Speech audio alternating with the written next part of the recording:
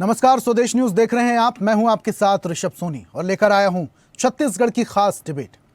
छत्तीसगढ़ की राजनीति में कांग्रेस नेताओं के बयान और उनकी पार्टीगत बयानबाजी हमेशा सुर्खियों में बनी रहती है, फिर उस पर जमकर सियासत भी होती है।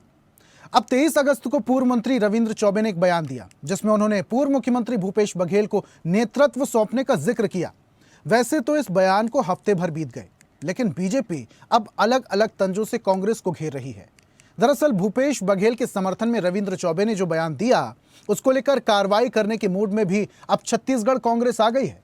लेकिन कांग्रेस के प्रदेश अध्यक्ष दीपक बैज ने बीजेपी के हमले को हल्के में नहीं लिया और पलटवार करते हुए बैज ने कहा कि जिस तरीके से सरकार के खिलाफ कांग्रेस लड़ाई लड़ रही है, उससे बीजेपी डर गई है और भ्रम फैलाने का काम कर रही है।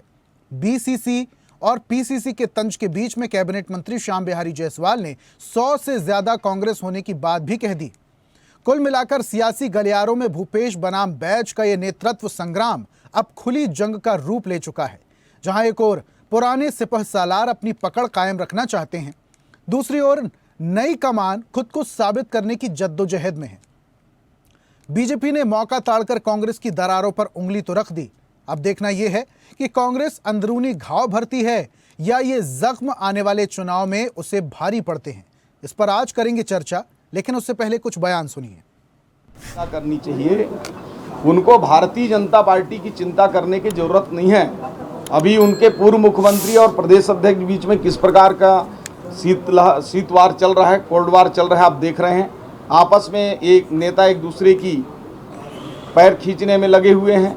वो अपना देखें, भारतीय जनता पार्टी एक बड़ी पार्टी है, विश्व की सबसे बड़ी पार्टी है और हमारे सारे नेता परिवार भाव से काम करते हैं। भारतीय जनता पार्टी भ्रम फैलाने में माहिर है। देश में एक ही कांग्रेस है और छत्तीसगढ़ प्रदेश में एक ही कांग्रेस है और उस कांग्रेस में अध्यक्ष, नेता प्रतिपक्ष, पूर्व मुख्यमंत्री, तमाम वरिष्ठ नेता सहित बूथ स्तर के कार्यकर्ता आते हैं। छत्तीसगढ़ कांग्रेस सरकार के खिलाफ मजबूती से लड़ रही है कि कांग्रेस को अपनी तो पूर्व मंत्री रविंद्र चौबे ने जब भूपेश बघेल का समर्थन किया और नेतृत्व सौंपने की बात कह दी, जिससे सियासी हलकों में अब सरगर्मी तेज हो गई।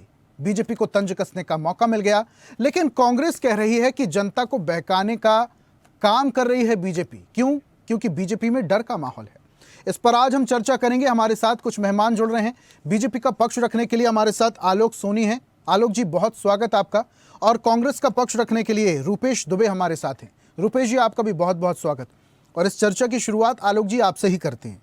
जब कोई बड़ा मंत्री या नेता अपने किसी बड़े नेता का नाम ले ले भरे मंच से और नेतृत्व की बात कर ले या समर्थन कर ले, तो क्या वो गुटबाजी हो जाती है?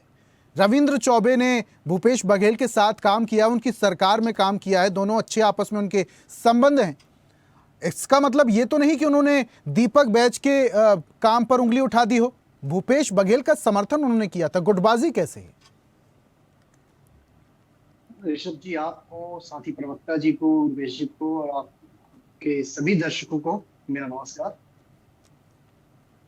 प्रेस में इस वक्त की है पीसीसी या बीसीसी, भूपेश बघेल कांग्रेस या पीसीसी, ये आज कोई नई बात नहीं है।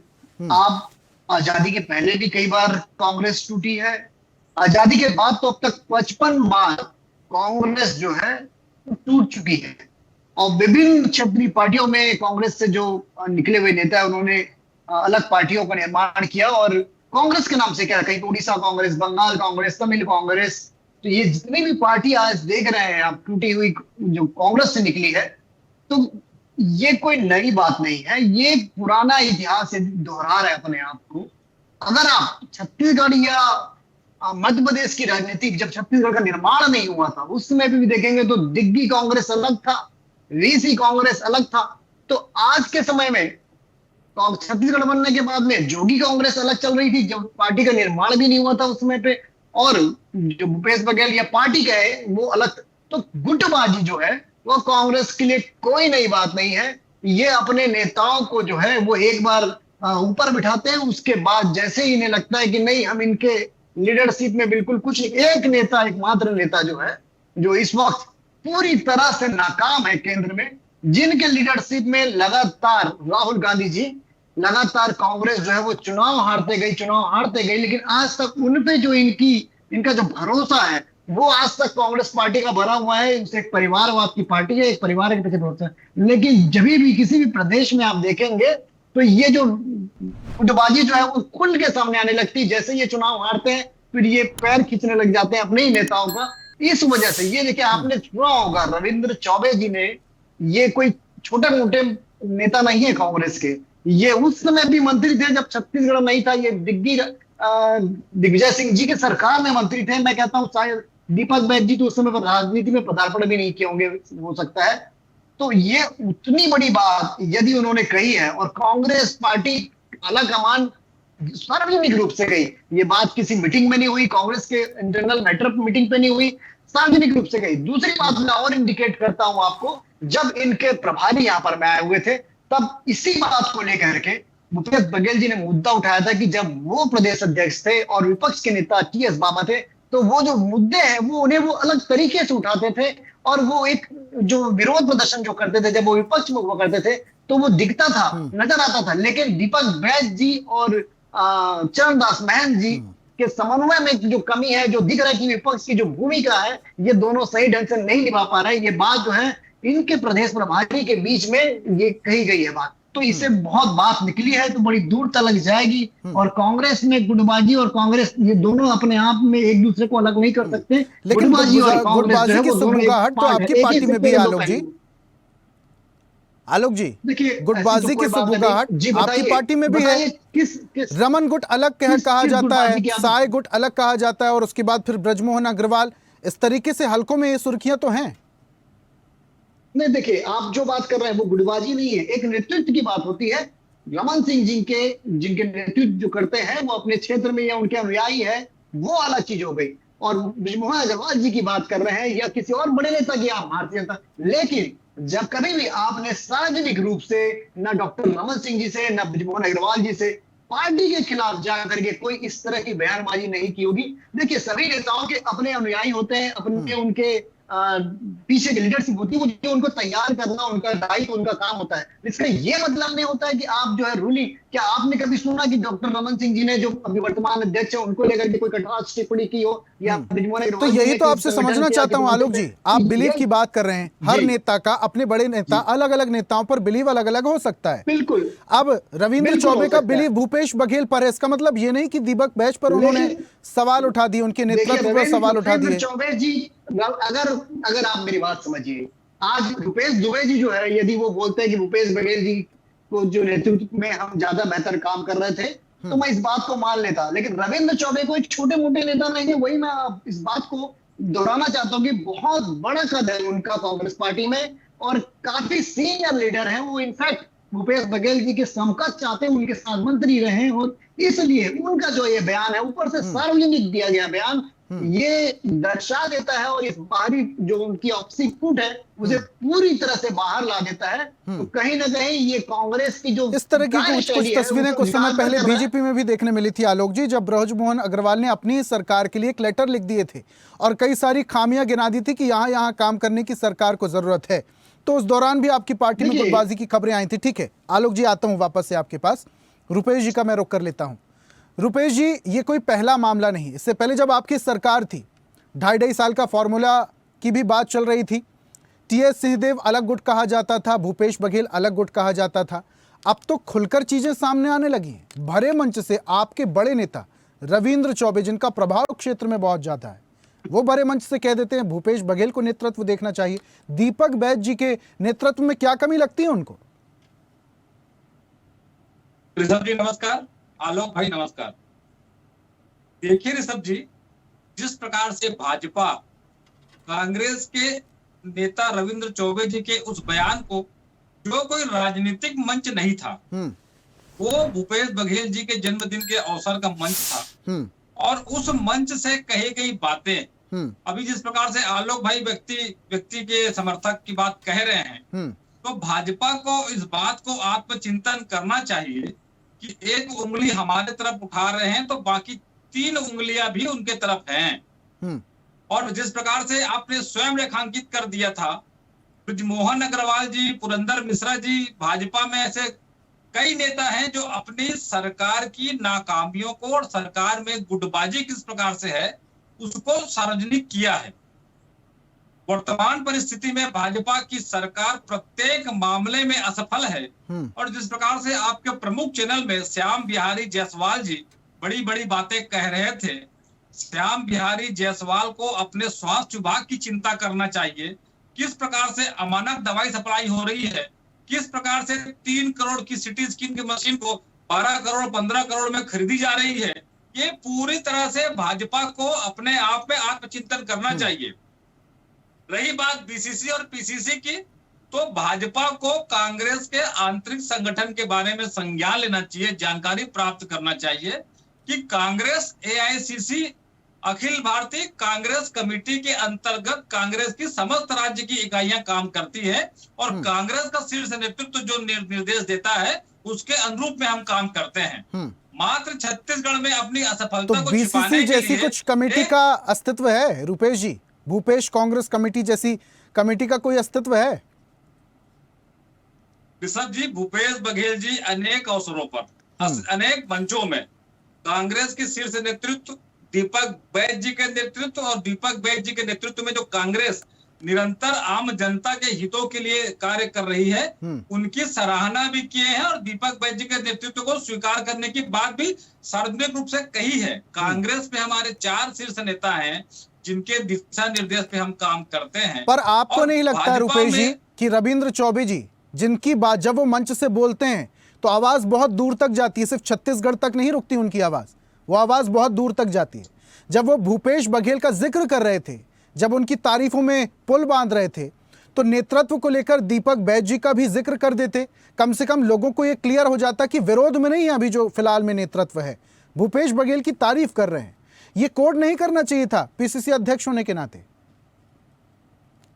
जिस प्रकार से रविंद्र चौबे जी ने उस मंच से, जो मैं फिर से कहना चाहूंगा वो कोई राजनीतिक मंच नहीं था, और उसके बाद जिस प्रकार की बातें सामने आई और उसके बाद रविंद्र चौबे जी ने अपनी बातों के बारे में किस प्रकार से उनके बातों को विषयांतर किया गया, अपनी सफाई भी दी। दीपक बैज जी को छोटा भाई बताया क्या? दीपक बैज जी छोटे भाई रुपेश जी, कभी कोई बड़े नेता कहीं से भी बयान देते हैं, खड़े होकर बोलते हैं ना, तो उन्हें राजनीतिक मंच की जरूरत नहीं होती। जब भी वो बोलते हैं उनका राजनीतिक अर्थ निकाल लिया जाता है। और जिस तरीके से अभी रविंद्र चौबे जी ने बोला, अब रविंद्र चौबे जी ने बोला तो आपके कार्यकर्ताओं तक क्या मैसेज पहुंचा गया होगा?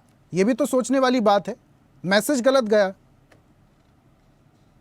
ऋषभ जी, कांग्रेस का प्रत्येक कार्यकर्ता पदाधिकारी वर्तमान जो छत्तीसगढ़ की परिदृश्य में, और चूंकि अखिल भारतीय कांग्रेस कमेटी ने इस वर्ष को संगठन वर्ष घोषित किया है और संगठन सृजन का लगातार सेक्टर स्तर पर, मंडल स्तर पर, बूथ स्तर पर कार्यवाहियां चल रही हैं, तो ऐसी स्थिति में कहीं भी गुटबाजी का बातें सामने नहीं आती हैं और कांग्रेस शीर्ष नेतृत्व जिस प्रकार से ये आप कह रहे हैं रुपेश जी, आप कांग्रेस पार्टी के प्रवक्ता हैं, आप कह सकते हैं, लेकिन कांग्रेस पार्टी में गुटबाजी की खबरें आम हो चुकी हैं। ये बात किसी से छुपी नहीं है। इससे पहले भी कई बार ऐसी गुटबाजी खबरें आ चुकी हैं।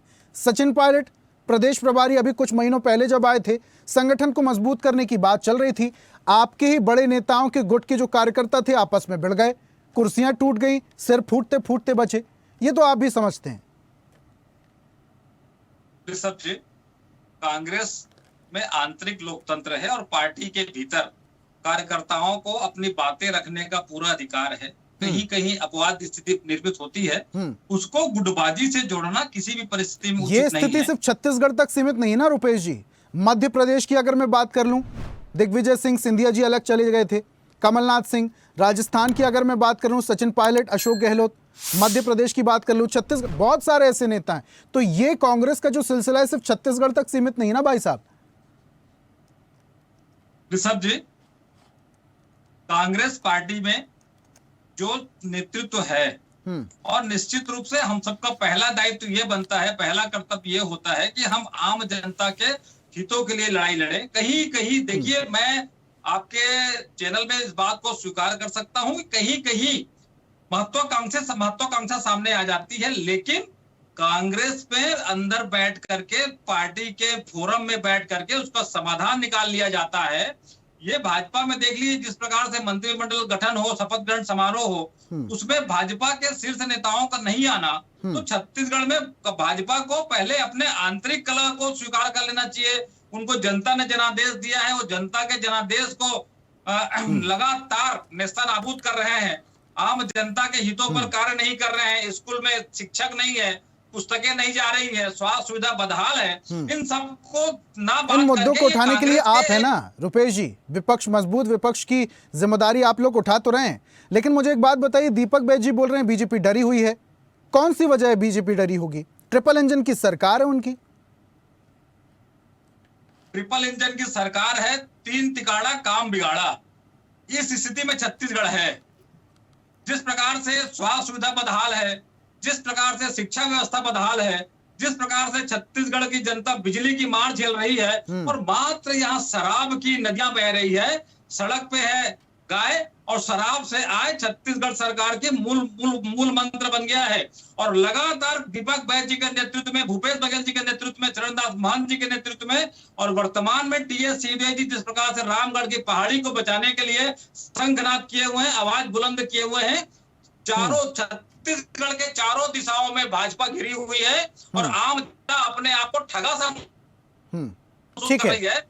ठीक है। इसके आंदोलन को आलोक जी का रुख कर सफलता लेते से हैं। भाजपा बैकफुट पर है। ठीक है आलोक जी, बीजेपी बैकफुट पर है, डरी हुई है, वो इसलिए कांग्रेस जनता को लेकर, जनता की जिस तरीके से लड़ाई लड़ रही है जमीनी स्तर पर, आप लोग बौखलाए हुए हैं, आप लोग डरे हुए हैं, उल जलूल बयान दे रहे हैं।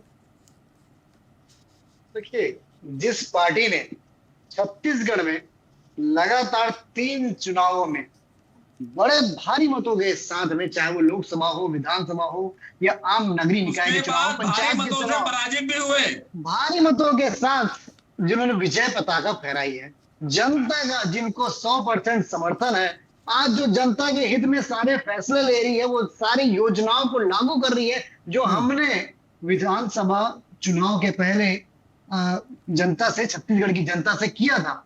और कांग्रेस पार्टी वो पार्टी है जो गंगा जल की झूठी कसम के साथ इस प्रदेश में कब्जे पे कब्जा करती है को ठीक कर और लीजिए। क्या करती है, इस प्रदेश को इतना बड़ा घाव देती है, इतने घोटाले करती है, चाहे वो लेवी घोटाला हो, कोल घोटाला हो, डीएमएफ घोटाला हो, शराब घोटाला हो, और या पीएससी में उन युवाओं के साथ छल करती है जो युवा प्रदेश के नेतृत्व को आगे बढ़ाते, जो युवा छत्तीसगढ़ को आगे बढ़ाते, तो उनको तक कांग्रेस ने नहीं बख्शा।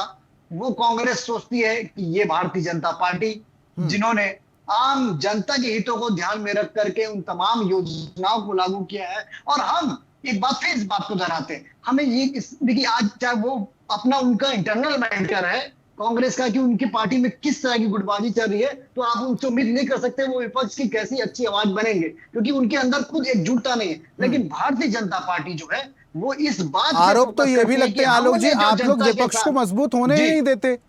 जब भी कोई बड़ा नेता मंत्री मजबूत होता है, विपक्ष मजबूत होता है, आप लोग ईडी भेज देते हैं, आप लोग सीबीआई भेज देते हैं, ईओडब्ल्यू भेज देते हैं, और उसके बाद कोई नेता, उसके बाद आलोक जी कोई नेता, आपके पास एक विशेष मशीन है, एक वॉशिंग मशीन है, वो नेता अगर बीजेपी में शामिल हो जाता, बढ़िया साफ पाक चकाचक बाहर निकलता। ये भी आरोप लगते हैं, आप लोग विपक्ष को मजबूती नहीं होने देते। आरोप प्रत्यारोप जो है वो राजनीति में एक पार्टी दूसरे पार्टी पे, एक नेता दूसरे पे लगाता है, लेकिन जो तराजू है वो जनता के हाथों में है और जनता उस तराजू से जो तौलती है। मैं कहता हूं, आप यदि विपक्ष में है, आप कोई जलूल बातें करेंगे, आप अलग अलग आरोप लगाएंगे, आप अभी वोट चोरी का आरोप लगा रहे हैं, कभी संविधान बचाओ का, तो आपको जनता के बीच में यदि विपक्ष की भूमिका में रहना है और मजबूत बनने की जो बात कर रहे थे, तो उसके लिए आपको जनता के हित की बात करनी पड़ेगी, जनता के उन तमाम मुद्दों की बात करनी पड़ेगी जो उन्हें आपसे कनेक्ट करे। आप ऐसे आरोप के साथ में मत आइए जिन्हें जनता जो है पूरी तरह से नकारती है, जिसके साक्ष्य भी आपके पास में नहीं है, फिर आप माफी मांगते हैं। इसलिए मैं कहता हूं कि भारतीय तो बैज जी यही तो कह रहे हैं, जनता के बड़े मुद्दे लेकर हम जमीनी स्तर पर जा रहे हैं और बीजेपी सरकार की पोल खोल रहे हैं, इसलिए आप लोग डरे हुए हैं। देखिए ऋषभ जी, इस बात को तो उनके खुद के नेता नकार रहे हैं, खुद रविंद्र चौबे जी कर रहे हैं, खुद भूपेश बघेल जी कर रहे हैं कि आप लोग उस काम को अच्छे से नहीं कर पा रहे हैं जिसको आपको सौंपा गया, चाहे वो विपक्ष के नेता चरणदास जी महंत हो या फिर दीपक बैज जी कांग्रेस के जो अध्यक्ष है। तो ये दोनों को तो उनके खुद के नेताओं, जब आपकी पार्टी में, आपके परिवार में इस तरह से आपके ऊपर भरोसा नहीं है, तो आम जनता कैसे आपके ऊपर में आपके विरोध प्रदर्शन पे भरोसा करेगी? ये आप सोचिए सब्जी, ये तो सोचने वाली बात है। ठीक है रुपेश जी, इतने बड़े बड़े नेता जब आपस में तंज कसने लगेंगे, भरोसा कैसे होगा जनता को विपक्ष के ऊपर? और फिर उसके बाद आप लोग कहते हैं विपक्ष को कुचला जा रहा, दबाया जा रहा, डराया जा रहा, हम डरेंगे नहीं। ऋषभ जी, जिस प्रकार से विपक्ष को दबाने का काम, संवैधानिक संस्थाओं को दुरुपयोग करने का काम भाजपा करी है, पूरी देश की जनता जानती है। ये छत्तीसगढ़ है। पहले तो उन संवैधानिक संस्थाओं पे मेरी बात सुन लीजिए आलोक जी। सबसे पहले कोल मामले में चिंतामणि महाराज का भी नाम ईओडब्ल्यू के एफआईआर में था। उसके बाद चिंतामणि महाराज भाजपा में शामिल होने के बाद विस्मय तरीके से उनके नाम को हटा दिया गया। अन्य प्रांतों का उदाहरण नहीं, छत्तीसगढ़ में भाजपा का किस प्रकार से संवैधानिक संस्थाओं को दुरुपयोग किया जाता है ये प्रमाणित। कांग्रेस छत्तीसगढ़ में युवाओं की बात कर रहे हैं। रुपेश जी, कवासी लखमा पर आरोप लगे, जेल वो गए, उनके बेटे पर आरोप लगे, भूपेश बघेल पर आरोप लगे शराब घोटाले को लेकर, उनके बेटे चैतन्य बघेल पर आरोप लगे। रुपेश जी, इतने बड़े बड़े नेताओं पर आरोप लगे और आपको ये लगता है कि ये सरकारी एजेंसियों के अधिकारी जो हैं बस मुंह उठाए ऐसे ही घर में चले जाएंगे बिना सबूत, बिना साक्ष्य के? इतना आसान थोड़ी है रुपेश जी। अरे भाई, धुआं वहीं से उठता है जहां आग होती है। रुपेश जी सुन पा रहे हैं? ऋषभ जी, जिस प्रकार से ईडी की कार्रवाई हो रही है और ईडी की कार्रवाई में माननीय सर्वोच्च न्यायालय के अनेकों टिप्पणियां हैं कि किस प्रकार से कार्रवाई कर रहे हैं, उसके बाद ईडी की या सीबीआई की कार्रवाइयों पर जिस प्रकार से बातें सामने आ रही है, आम जनता संवैधानिक संस्थाओं पर भरोसा करने से बच रही है। और ईडी की जो निर्णायक कोर्ट में जाने के बाद किस प्रकार से निर्णय आ रहे हैं, ये भी देखने वाली बात है। इन सब चीजों के अलावा आप छत्तीसगढ़ में किसानों को खाद नहीं दे रहे हैं, आप छत्तीसगढ़ में मोदी की गारंटी को दम तोड़ रहे हैं, और आप पीएससी की बात करते हैं। आप पीएससी की बात कर रहे हैं, आप पीएससी की बात कर रहे हैं। वर्तमान इतने बड़े बड़े आरोप आप लगा रहे हैं रुपेश जी, जांच की बात सामने आई है। रुपेश जी, इतने बड़े बड़े आरोप अगर आप लगा रहे हैं, जनता के मुद्दों को लेकर अगर आप आवाज उठाना चाहते हैं, तो पहले आपका संगठन मजबूत भी तो होना चाहिए। आपके बड़े नेता आपस में ही नहीं दिखाई देते साथ में, तो आप कैसे ही जनता की आवाज बनेंगे साहब? एक बात और कहूंगा मैं, छत्तीसगढ़ में कांग्रेस जनता की आवाज बनी हुई है कि कांग्रेस आज उस व्यक्ति को फिर से अपने लीडर के रूप में यहाँ पे प्रस्तुत करना चाहती है, जिनकी वजह से छत्तीसगढ़ की जनता ने उन्हें सत्ता से बाहर का रास्ता दिखाया है। आज क्या ये स्थिति हो गई है कि इनके पास में, आप भूपेश बघेल की बात कर रहे हैं आलोक जी? बिल्कुल भूपेश बघेल जी की बात कर रहा हूँ। आप वापस से उनके नेतृत्व में आगे जाना चाहते हैं, जिन्हें छत्तीसगढ़ की जनता ने नकारा है, जिन्होंने छत्तीसगढ़ की जनता के साथ उनके कामों में इतनी कमी थी, जनता को धोखा दिया। आलोक जी, उनके कामों में इतनी कमी थी, केंद्र में आपकी सरकार थी, उनको बुलाकर सम्मानित किया जाता है उनके ही शासनकाल में। देखिए, वो राज्य के जो काम थे जिसमें उन्होंने, और तो राज्य का काम कौन करेगा? मुख्यमंत्री उनके ही नेतृत्व में तो काम किए जाएंगे। पुरस्कृत करने का काम भाजपा की सरकार ने करा। भूपेश बघेल जी, 17 लाख गरीबों का आवास छीनने वाले भूपेश बघेल जी हैं। उन्होंने यहाँ प्रधानमंत्री आवास नहीं बनने दिया। इसकी जिम्मेदारी कौन लेता है? तो वो व्यक्ति जो खुद गुनाहगार है छत्तीसगढ़ का, उसके पीछे यदि आज कांग्रेस खड़ा होना चाहती है, उनकी लीडरशिप में आगे बढ़ना चाहती है, तो मैं समझता हूं कि कांग्रेस जो है इस वक्त पतन की ओर है। उनके पास लीडरशिप की कमी हो गई है, उनके पास कोई युवा लीडर नहीं है, और ये दर्शा रहा है कि कांग्रेस जो है वो खत्म होने की कगार। ठीक है आलोक जी, दीपक बैच के नेतृत्व को लेकर तो कांग्रेस ने कुछ भी नहीं कहा, लेकिन आपकी तरफ से बहुत सारे आरोप लगा दिए गए। बहुत शुक्रिया आलोक जी हमारे साथ जुड़ने के लिए। रुपेश जी, आपका भी बहुत बहुत शुक्रिया। आज हम बात कर रहे थे गुटबाजी की, वो गुटबाजी जो कांग्रेस में अक्सर देखने को मिलती है, जिसे कांग्रेस नकार भी देती है। बीजेपी को तंज कसने का मौका मिल गया। अब ये तंज कितने कारगर होंगे? क्या गुटबाजी कांग्रेस में खत्म होगी? क्या संगठन मजबूत होगा? ये आने वाला वक्त बताएगा। आज की खास पेशकश में फिलहाल इतना ही। देखते रहिए स्वदेश न्यूज, सबसे पहले देश। और ऐसी ही ताजा खबरों के लिए लाइक, फॉलो और यूट्यूब पर सब्सक्राइब कर बेल आइकन जरूर दबाइए और हर अपडेट के लिए विजिट कीजिए स्वदेशलाइव.com।